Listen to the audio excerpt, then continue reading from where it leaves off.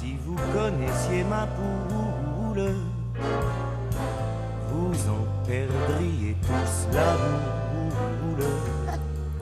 J'allais partir, mais on m'a dit non, tu restes là, tu n'as même pas nettoyé ta chambre. C'est vrai qu'il y a plein de papiers partout. Alors, bonjour Isabelle. Bonjour Laurent.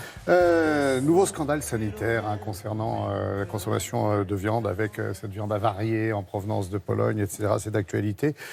Et en même temps, et de facto, on en parle un peu moins, et pourtant, il y a une nouvelle étiquette qui labellise les conditions de vie meilleures pour les animaux. Il s'agit de la volaille. Absolument. Il y a quand même de bonnes nouvelles. C'est-à-dire qu'aujourd'hui, le bien-être animal est parmi les préoccupations des Français qui veulent plus de transparence et plus d'informations. Et je pense qu'on a plutôt raison sur ce coup-là. Voilà. Alors, par exemple, peu de personnes savent que 80% des poulets consommés sont issus des élevages intensifs. Et peut-être que si on le savait, on en consommerait moins.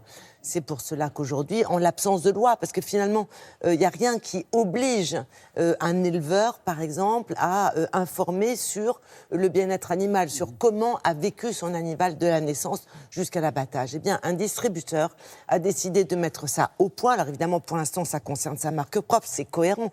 Il l'a mis en œuvre avec 3 ONG reconnues qui sont des militantes pour le bien-être animal. Donc ça, déjà, ça rassure. Ensuite, vous allez voir que toutes les étapes sont concernées. Et ça nous a paru être un élément important pour nous consommateurs, puisqu'il y a, vous allez voir, il y a 4 paliers finalement de notation qui ont été établis après 15 mois et 30 réunions, s'il vous plaît. Voilà ce que ça donne. Bonjour Amélie. Bonjour. Bienvenue. Merci. Je vous invite à me suivre. Oui. On a décidé de s'associer avec 3 associations reconnues sur la protection animale pour essayer de définir un système d'étiquetage sur le niveau de bien-être animal des produits, notamment du poulet. Toute cette offre-là, elle est aujourd'hui étiquetée. Nous avons choisi d'accompagner cette démarche depuis près de 2 ans pour définir des critères qui permettent vraiment d'évaluer le bien-être des animaux, de la naissance à l'abattage, en passant par les conditions d'élevage et de transport. Cette information que l'on donne aux consommateurs sur les produits, elle est claire, elle est simple, mais elle est fiable aussi, parce qu'elle repose sur un système de contrôle, d'audit externe, qui sont faits tous les ans. Le référentiel bien-être animal est venu s'appuyer sur le cahier des charges Label Rouge.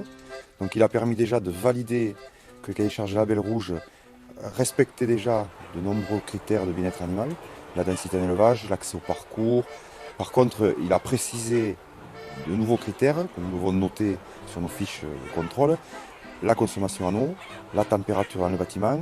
On a dû rajouter quelques perchoirs, on a de l'égrenage de céréales pour le faire picorer. Et les audits surtout portent sur l'état du poulet au niveau bien-être dans son aire de vie. Nous avons mis en place un référentiel de 230 critères qui sont répartis en 4 niveaux, A, B, C, D. Dans le niveau A, la durée de vie du poulet est de plus de 80 jours, la durée de transport est de moins de 3 heures et la vidéo de contrôle est obligatoire dans l'abattoir. Au niveau D, la durée de vie du poulet est beaucoup plus courte, 2 fois plus courte. La durée de transport peut être de plus de 8 heures et il n'y a pas la vidéo de contrôle dans les abattoirs qui est garantie. Aujourd'hui, nous avons étiqueté nos poulets à marque propre qui sont vendus dans l'ensemble de nos 5500 magasins. C'est plus d'1 million de produits qui sont aujourd'hui étiquetés. Et notre volonté, c'est d'étendre cet étiquetage à d'autres marques nationales, avec à terme la possibilité d'étiqueter toute l'offre poulet de nos rayons. J'attache de l'importance à cet étiquetage. Pour moi, c'est très important. Ça montre qu'on respecte l'animal, même si on le mange, mais on le respecte.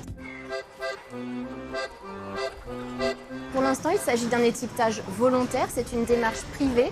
Mais en effet, notre objectif, c'est vraiment d'en faire un référentiel national et d'aboutir à un étiquetage obligatoire selon le mode d'élevage des animaux pour donner cette information aux consommateurs en toute transparence. Voilà, et s'il y a 4 niveaux, c'est pour laisser le choix à l'éleveur et aussi pour laisser le choix au client, parce qu'évidemment, le bien-être animal, ça a un coût. Ce qu'il faut savoir, c'est que le jour où nous, consommateurs, on refusera d'acheter un poulet non étiqueté, il sera déréférencé parce qu'un distributeur, il achète ce qu'il revend bien. Donc ça, c'est une deuxième bonne nouvelle. Dernière chose, vous avez toutes les infos, si vous voulez en savoir plus, sur étiquette-bien-être-animal.fr. Elle a fini. Merci, et oui, ce sont les